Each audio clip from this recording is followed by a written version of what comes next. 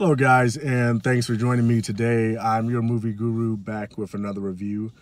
This time we're going to be reviewing Gemini Man, starring Will Smith, Mary Winstead, a younger Will Smith via means of CGI, and then Clive Owen is the villain, who's actually a fantastic actor. I really enjoy seeing him in films.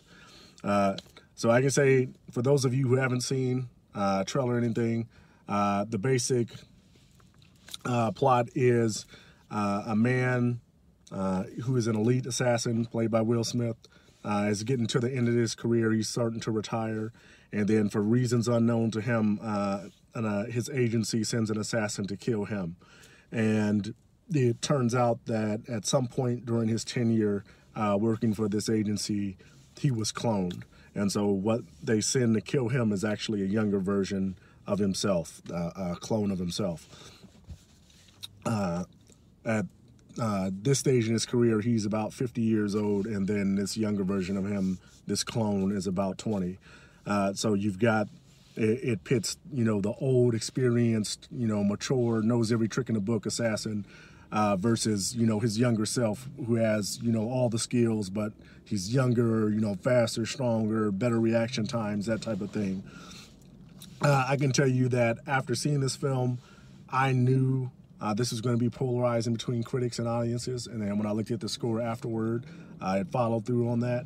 29% score so far as critics, and then 80% audience score. So very deeply dividing, and I understand why. As a critic, I looked at this film and I looked at, some of the implications of it. When you think about that, that they're basically saying that, hey, because it's not, a film that's based like in the far future or anything like that. It's somewhere, more along the lines of present day with the present technology that we have now. And so it's making a bold statement and saying that, hey, we have the ability to clone actual people. And when you think about the implications, that can follow as far as, how are we going to treat clones? Will they have all the same rights as people, or, will they kind of be treated somewhat as robots? I doubt that we go like a slavery type thing, but, just what are they entitled to? And then as far as, the whole nature versus nurture thing, how much, would a clone of yourself become to be like you, and, how much would they differ? So those are just a few big implications that could be, that any movie that's talking about the beginning of cloning, those are things that kind of moral issues that they'd have to wrestle with. This isn't set, far off in the future, where we've had, cloning for hundreds of years or something like that, where presumably these questions would have been solved, laws would have been made, and all that type of thing. This is still, very, very early stages of it. In fact, it's still a secret. He doesn't even know that it's possible and that it's happened. So that, and looking at and seeing that they didn't really get into that, they kind of broad brushed those topics. Really, they just introduced this younger, clone as a way of having a villain that's just as good as the protagonist. So from that perspective, I saw that and said, okay, I can see why a lot of critics would think, as a critic, would look at this and say, okay, that's a squandered opportunity to do something, and make this film a bit deeper.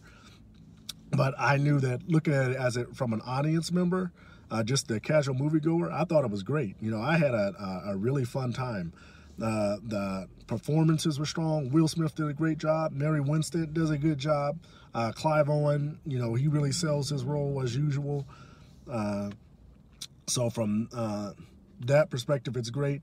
The fight scenes, the chase scenes, the gun shootouts, I thought they were really good, especially considering the fact that this is a PG-13 film, and a lot of times action films, shooter action films that have a lot of guns in them, they can be really hampered by a PG-13 rating, vice a rated R, where it can kind of look stale, with some of the things that they do when because they're not able to really be fully fleshed out like they could in a rated R movie. This film doesn't fall victim to that in any sense. It's thoroughly entertaining. And I'm looking at this as a moviegoer, and I'm like, I'm having a blast right now. And so I can see why it, 80% of audience members that went to see it enjoyed it, because I thought it was an enjoyable film. The only thing that I could say or the biggest thing that I could say as a casual moviegoer that I wouldn't have liked about the film, or not to say that I wouldn't have liked, but did kind of bother me a little bit, was Will Smith is a very well-known actor, and he's been in the limelight for quite some time, especially when you think about how he first got really to fame with the Fresh Prince of Bel-Air. Because of that, we know very much what a younger Will Smith looks like. And not to say that the CGI is bad, and we understand as audience goers that, CGI has made great strides in the last 10 years or so, but it's still not, to the point where you can look at a film with a CGI and you don't notice any difference between a CGI character and a regular character. We know that, and we give leeway for that. But I can remember, several points throughout the film thinking, just because of how long and how many episodes of the Fresh Prince of Bel-Air I've seen, I know what a younger Will Smith is supposed to look like, and this doesn't quite match that. And I think that because a younger Will Smith is so well known, it might bother you a bit, and a lot of the scenes where you're like, okay, that's not him. But so like I said, so that's really the one of the biggest things that as a casual moviegoer I would have a problem with. But other than that, like I say, great action. The plot doesn't get super convoluted, although I would say, this is one of the times where I think you would like a little bit deeper plot. Really, I think it really could have enhanced the film if they would have gone more into, what it's like, or not so much what it like, but some of the moral implications, and what kind of future that possibly could shape in a realm where this is possible. I think that could have added some depth to the film. But for what it was, just your summer action thriller, I think it does that really well. Especially if you're a fan of Will Smith movies anyway, or you're a Will Smith fan, and you just like seeing action movies. Like I said, this is on the tail end of summer.